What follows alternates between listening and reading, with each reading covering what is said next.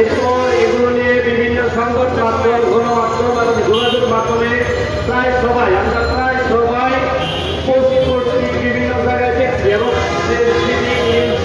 কিছু দেখছি। দেখার পরে আমরা কিন্তু এখনো যে পরিমাণ প্রাইমারি অধিদপ্তরে যে পরিমাণ আছে এবং নিউজ বাণিজ্যের যে পরিমাণ সিন্ডিকেট আছে, আমরা এই বৈষম্য বিরোধী আন্দোলনের মাধ্যমে স্বৈরাচার সরকার পতন করতে পারছি, কিন্তু তার দূষণরা এবং তার যে অনুসারীরা যে সিন্ডিকেট নিউজ বাণিজ্য এগুলো কিন্তু এখন আমরা প্রতিহত করতে পারি নাই।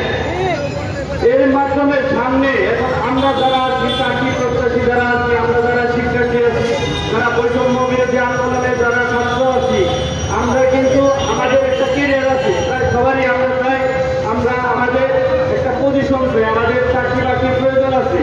কিন্তু সারা দেশের যে পরিমাণ আপনারা জানেন, বিসিএস থেকে শুরু করে প্রাইমারি, রেল মন্ত্রণালয় এবং পিএইচসি থেকে শুরু করে ভূমি অধিদপ্তর থেকে শুরু করে প্রায় প্রতিটি অধিদপ্তরে প্রায় প্রতিটি চাকরি পরীক্ষায় অনিয়ম হয়, দুর্নীতি হয়, প্রশ্নপাত হয়। বিশেষ করে আমরা যে ঠিক পরীক্ষার আগের দিন রাতে, এই প্রাইমারি পরীক্ষার আগের দিন রাতে ঘুরে সারা দেশে যোগাযোগ মাধ্যমের মাধ্যমে প্রশ্ন ছড়িয়ে গেছে। এমনকি আমরা এরকম নিউজ পেয়েছি যে 10,000 টাকায় প্রাইমারি শিক্ষা প্রাইমারি পরীক্ষার প্রশ্ন বিক্রি হয়েছে। এমনকি শেষ পর্যন্ত এগুলো বিনামূল্যে দেওয়া হয়েছে, বিভিন্ন টাকা দিতে হয়েছে, আমাদের কাছে প্রমাণ সহ আছে। এছাড়াও আপনারা জানেন, আমি আমার এলাকার কিছু কথা বলছি। আমার এলাকায় এমন দোকানদার আছে যে পড়াশোনার সাথে কোনো সম্পৃক্ত নাই, ওনাকে যদি বিস্তারের সূত্র ধরে না বলবো না, উনি একজন আছে দোকানদারি করে, মুদির দোকান করে, আরেকজন আছে ফার্মেসির দোকান করে। উনি এলাকার আওয়ামী লীগ রাজনীতির সাথে জড়িত, উনি ছাত্রলীগ রাজনীতির সাথে জড়িত, সরাসরি সম্পৃক্ত। এবং উনি 1919 এই প্রশ্ন কিনে পরীক্ষা শিখেছে, এমনকি বাইরেও দিয়েছে। ওনার কন্ট্রাক্ট হচ্ছে 10 থেকে 15 লাখ। এবং আমার একজন পরিচিত 23 লাখ টাকা প্রাইমারি শিক্ষকের নিয়োগ পাবে যদি এই পরীক্ষার রেজাল্ট যদি দেওয়া হয়, উনি নিয়োগ করবে।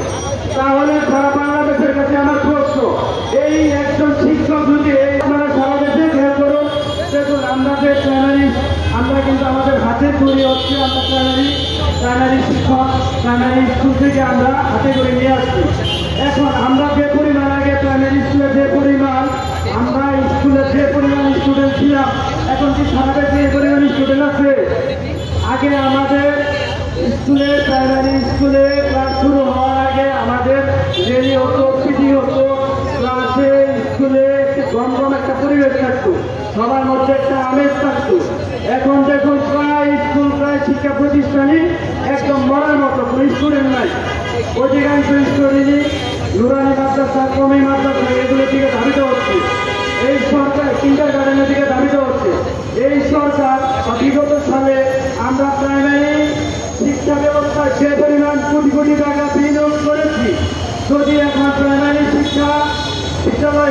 বিদ্যালয়ে যদি স্টুডেন্ট আমরা না পাই, যদি প্রাইমারি বিদ্যালয় প্রায় সারা দেশে 300টি বিদ্যালয় বন্ধর মতো, আপনারা জানেন, যদি এত কোটি কোটি টাকা বিনিয়োগ করে যদি প্রাইমারি বিদ্যালয়ের শিক্ষা ব্যবস্থাগুলো এরকম অকার্যকর হয়ে যায়, তাহলে এখানে কি এত টাকা বিনিয়োগ করার কোনো প্রয়োজন ছিল? আর এইসব অনিয়ম করে প্রশ্ন জানিয়ে করে যে একজন শিক্ষক যার মধ্যে ন্যূনতম যোগ্যতা নাই, যে একটি সূত্র ধরতে পারবে না,